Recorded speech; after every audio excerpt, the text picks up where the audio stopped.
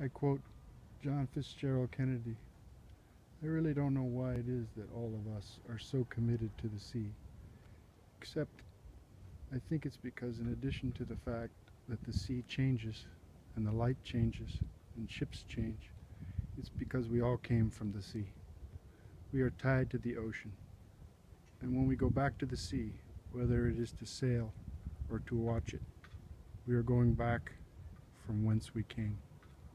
September 14th, 1962, at the America Cup races in Newport, Rhode Island.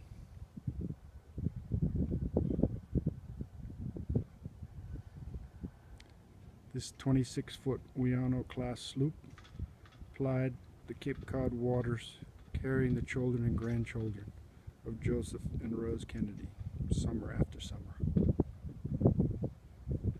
Here we are in front of the JFK Memorial Library, across from South Boston and downtown Boston.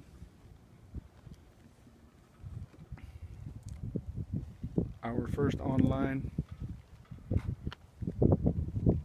stream to American Language Center, Oviedo, Spain.